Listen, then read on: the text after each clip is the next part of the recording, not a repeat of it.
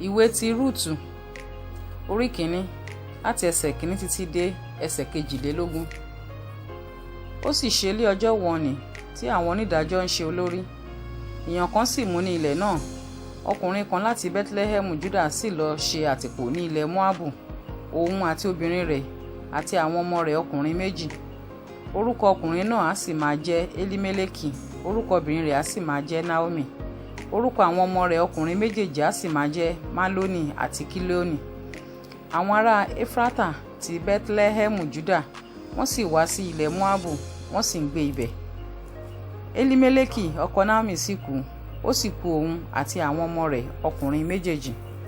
Wọ́n sì fẹ́ aya nínú àwọn obìnrin Móábù. Orúkọ ọ̀kan á máa jẹ́ Ọ́pà, orúkọ èkejì á sì máa jẹ́ Rúùtù. Wọ́n sì wà níbẹ̀ níwọ̀n ọdún 10. Àwọn méjèèjì, Málónì àti Kílíónì, sì kú pẹ̀lú.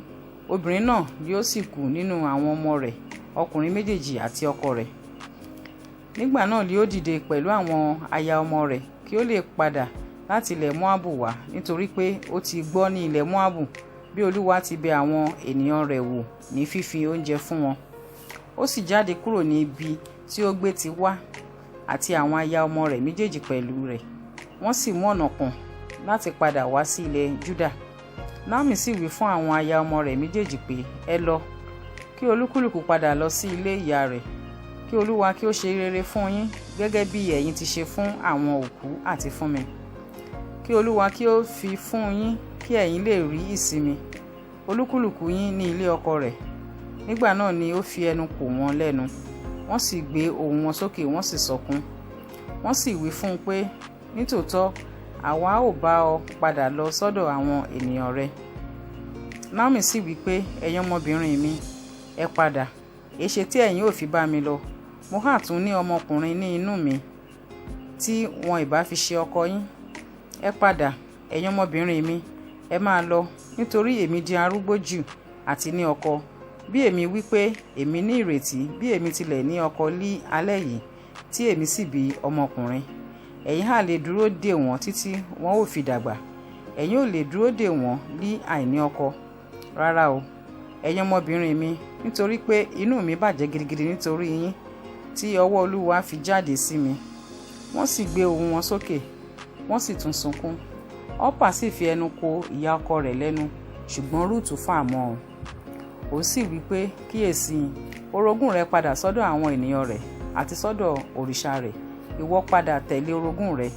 Rúùtù sì wí pé, má ṣe rọ̀ mí láti fi ọ́ sílẹ̀ tàbí láti padà kúrò lẹ́yìn rẹ, nítorí ibi tí ìwọ bá lọ ni èmi ò lọ, ibi tí ìwọ bá sì wọ̀ ni èmi ò wọ̀.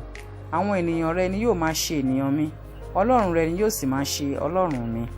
Ibi tí ìwọ bá kú ni èmi ò kú sí, níbẹ̀ li a ó sì sin mí. Kí Olúwa kí ó ṣe bẹ́ẹ̀ sí mi àti jù bẹ́ẹ̀ lọ pẹ̀lú, bí ohun kan bí kò ṣe ikú bá ya ìwọ àti èmi. Nígbà tí òun rí pé ó ti pinnu rẹ̀ tán láti bá òun lọ, nígbà náà ni ó dẹ́kun ọ̀rọ̀ ìbá sọ. Bẹ́ẹ̀ ni àwọn méjèèjì lọ títí wọ́n fi dé Bẹ́tílẹ́hẹ́mù. Ó sì ṣe tí wọ́n dé Bẹ́tílẹ́hẹ́mù, gbogbo ìlú sì dìde nítorí wọn. Wọ́n sì wí pé, Naomi lè yìí. Òun sì wí fún wọn pé, ẹ má pè mí ní Naomi mọ́, ẹ máa pè mí ní Mara, nítorí tí Olódùmarè hùwà kíkorò sí mi gidigidi. Mo jáde lọ ní kíkún, Olúwa sì tún mú mi padà bọ̀ wálé lé òfo.